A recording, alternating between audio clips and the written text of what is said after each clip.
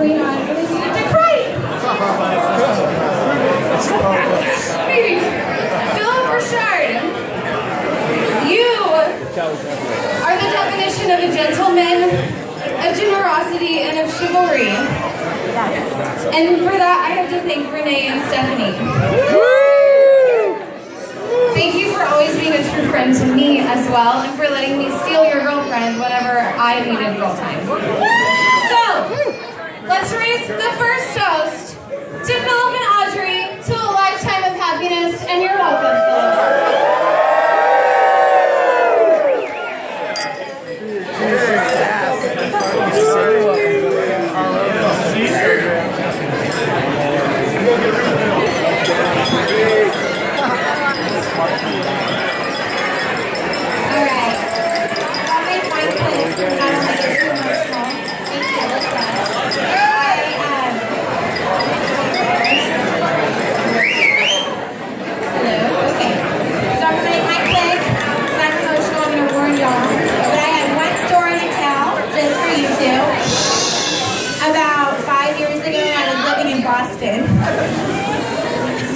And my family was coming to pick me up from the airport, and I had a huge surprise waiting in the car for me. And I was so excited. I thought maybe a puppy, a new car. I don't know. So I couldn't wait to get my bags and come see my family who I hadn't seen in a year and just see what my big surprise was. I'm not crying, I'm laughing. And so I get in the car. And my mom goes, now look in the back seat. And I go, okay. And I look and Phil goes, surprise! And I had never met him. And I was like, okay. I was like, hi. That's not what I wanted. But after this 5 years of knowing him, he's exactly what I want. Exactly what I want for my sister, my family, my children. He's the best uncle, and wait a second. to my children, you're the best great uncle. So cheers!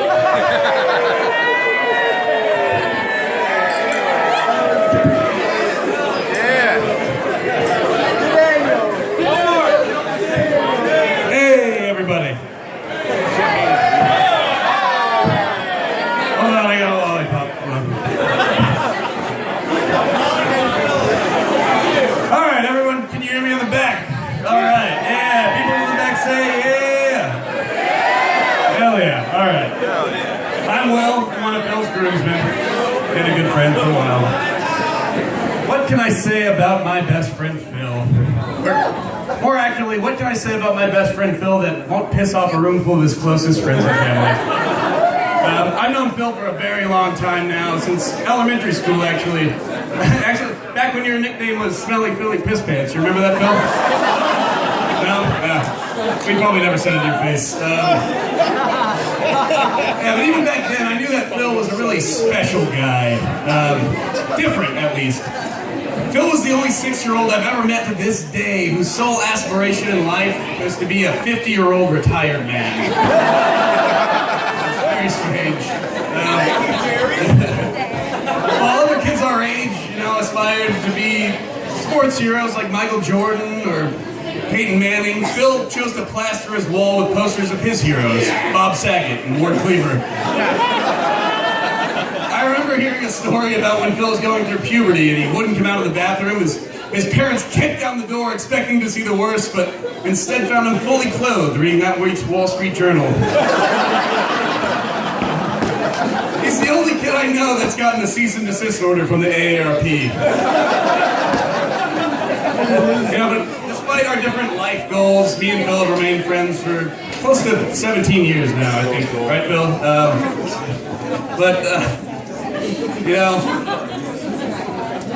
Phil, I think our friendship really came into its own in middle school. It was a really special day. Phil was walking towards me in the hallway, and he put up his hand for a high five, and just as fate had it, I grabbed his hand and farted right on it.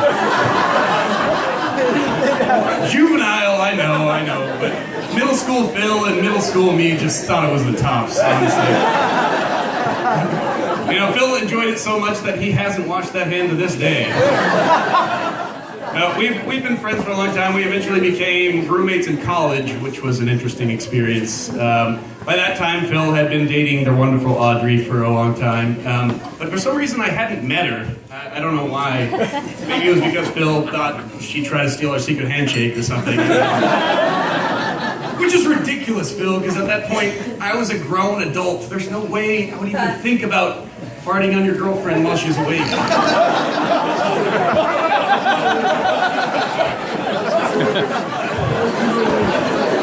But Phil kept her...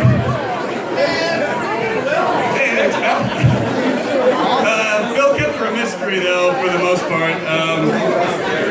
Every single weekend, packing up and going back to Houston to visit her. And when I say every single weekend, I mean every single weekend. In college, which just blew my mind. It didn't make sense.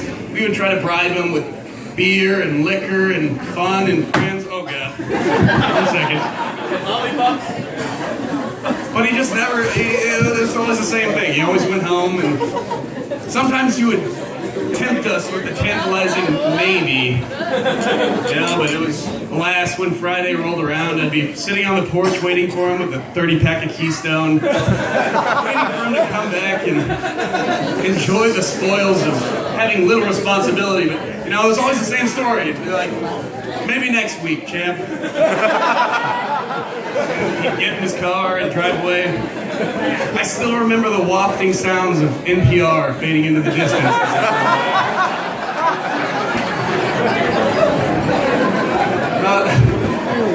But finally I did get to meet Audrey, and as we all know here, she's amazing. Yeah, woo, for Audrey. When I finally got to meet her, and I realized how cool she was and how crazy Phil is about her, I kind of started to understand why he went home every weekend, honestly. I mean, don't get me wrong, he's an idiot and he wasted the best years of his life. But you know, look at that commitment got him. All I got out of my college years was a crippling Adderall addiction and a nomadic rash that baffles every medical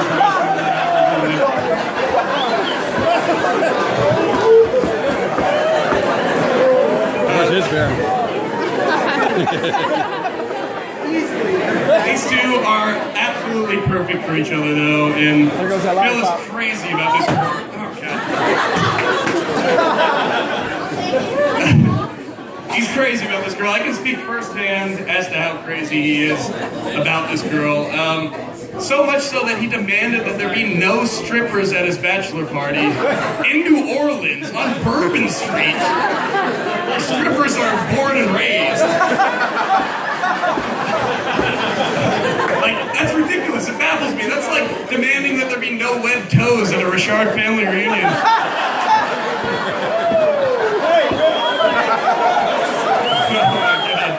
I made some enemies here. I'm of course kidding, Richards. I have tons of respect for your noble clan. In fact, it's funny. I was watching the first season and a half of Swamp People on my flight over here, so I feel like we kind of knew each other already.